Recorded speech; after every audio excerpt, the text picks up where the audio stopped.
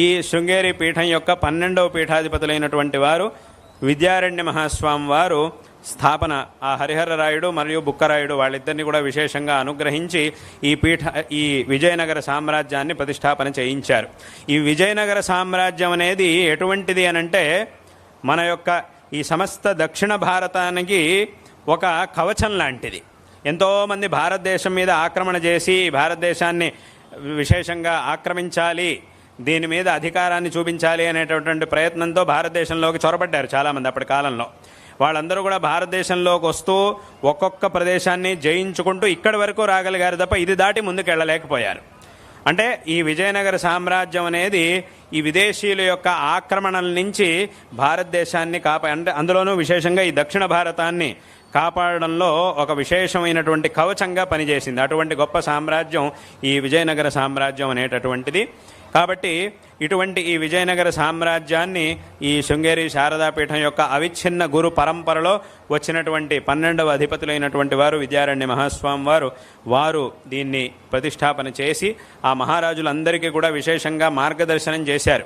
అంటే అప్పటి కాలంలో ఎంతోమంది ఈ ప్రాంతాన్ని మీద అంటే ఈ విజయనగర సామ్రాజ్యం ప్రతిష్టాపన అవడానికంటే ముందు ఎంతోమంది ఇక్కడ ఆక్రమణలు చేసి ఇక్కడ రాజులిద్దరికీ కూడా అనుగ్రహించి ఈ విజయనగర సామ్రాజ్యాన్ని ప్రతిష్టాపన చేశారో అప్పుడు ఆ హరిహరరాయుడు బుక్కరాయుడు వాళ్ళిద్దరూ కూడా ఈ రాజ్యంలో వాళ్ళ పట్టాభిషేకం, ఆ హరిహరరాయుడు యొక్క పట్టాభిషేకం అప్పుడు ఆ హరిహరరాయుడు ఏం చేశాడు అనంటే విద్యారణ్య స్వామి వారిని ప్రార్థించి తమ యొక్క అనుగ్రహంతోనే ఇవాల్టి రోజున ఈ ధర్మ సామ్రాజ్య స్థాపన అనేది జరిగింది, నేను ఇటువంటి ఈ మహారాజు స్థానానికి రావడానికి తమ యొక్క అనుగ్రహం కారణం కాబట్టి ఈ రాజమర్యాదలు ఇవన్నీ కూడా ఏవైతే ఉన్నాయో ఇవన్నీ కూడా నేను తమరికే అర్పిస్తున్నాను అని చెప్పి ఆ హరిహరరాయుడు విద్యారణ్య స్వామి వారికి ఆ రాజమర్యాదలను అన్నింటినీ కూడా సమర్పించాడు.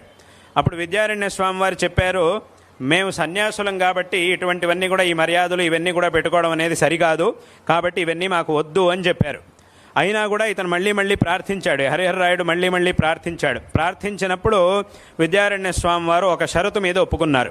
ఏమిటి అనంటే, సరే నువ్వు సమర్పించినటువంటి రాజలాంఛనాలని వీటన్నిటిని కూడా మేము స్వీకరిస్తాం, అయితే ఒక షరతు ఏమిటి అనంటే మేము ఎక్కడెక్కడైతే సంచరిస్తామో అక్కడెక్కడా కూడా ఈ విధ్వంసమైనటువంటి ఒక్క ఆలయం కూడా మా దృష్టిలో పడకూడదు, అంటే ఎక్కడా కూడా ఒక్కటి కూడా ఉండకూడదు అని ఒక విధ్వంసమైనటువంటి ఆలయాలు అగ్రహారాలు గ్రామాలు ఇవన్నీ కూడా ఒక్కటి కూడా ఉండకూడదు. అంటే ఏమిటర్థం, మేము ఏ మార్గంలో వెళ్తామో అక్కడ ఉన్న వాటిని అన్నింటినీ నువ్వు పునరుద్ధరించాలి. ఇవన్నీ చేసి జనాలందరికీ కూడా అంటే ఎక్కడా కూడా రాజ్యంలో ఒక కష్టకరమైనటువంటి వాతావరణం మేము సంచరించే మార్గంలో ఎక్కడా కూడా ఉండడానికి వీల్లేదు, ప్రజలు ఎక్కడా కూడా ఇబ్బంది పడడానికి వీల్లేదు, అలా ఉంటే గనక మేము ఈ మర్యాదల్ని స్వీకరిస్తాము అని ఒక నియమాన్ని పెట్టారు. వెంటనే అప్పుడు హరిహరరాయుడు తప్పకుండా అలాగే అన్నీ తమ ఆజ్ఞతో ఇవన్నీ నేను చేయిస్తాను అని చెప్పి మళ్ళీ చక్కగా ప్రార్థన చేసి ఆ రాజలాంఛనాన్నింటినీ కూడా అప్పగించాడు, సమర్పించాడు. అప్పుడు దానికోసం విద్యారణ్య స్వామి వారు దాన్ని స్వీకరించారు.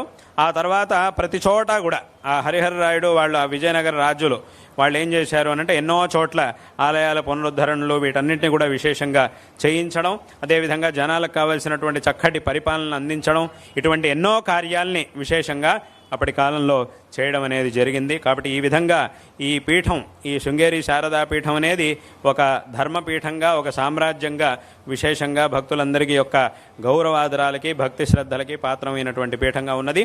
ఈ పీఠం యొక్క అవిచ్ఛిన్నమైనటువంటి గురు పరంపరలో ప్రస్తుత అధిపతులు మా గురువరేణ్యులు జగద్గురు శ్రీ శ్రీ భారతీ తీర్థ మహాస్వామి వారు ప్రస్తుతం ఈ పీఠం యొక్క 36వ అధిపతులుగా ఉన్నారు.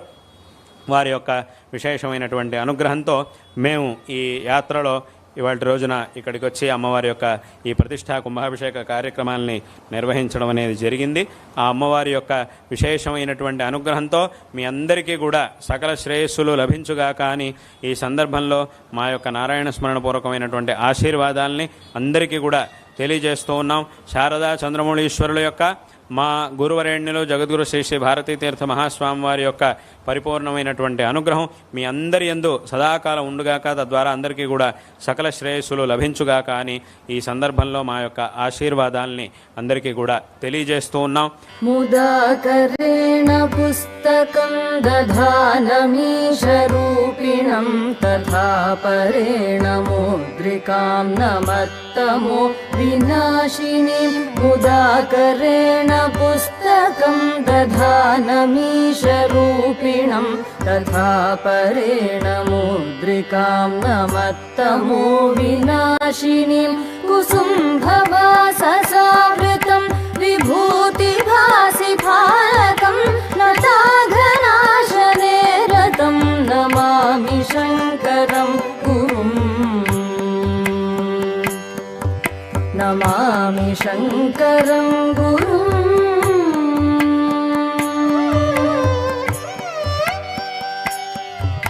పరాశరాత్మజ ప్రియం పవిత్రిదక్షమాతలం పురాణసారవేదినం సనందనాదిసేవితం. పరాశరాత్మజ ప్రియం పవిత్రిదక్షమాతలం పురాణసారవేదినం సనందనాదిసేవితం. ప్రసన్నవక్త్ర పంకజం ప్రపన్నలోకరక్షకం ప్రకాశితాద్వితీయతత్వమాశ్రయామి దేశికम्. ఆశ్రయామి దేశికम्.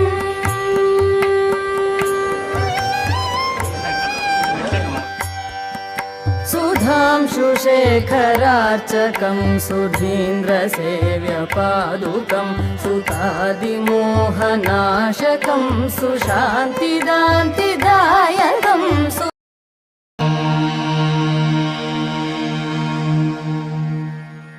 न कर्मणा न प्रजया धनेन त्यागेनैके अमृतत्वमानशुः परेण नाकन्निहितम् गुहायाम् विभ्राजते तद्यतयो विशन्ति.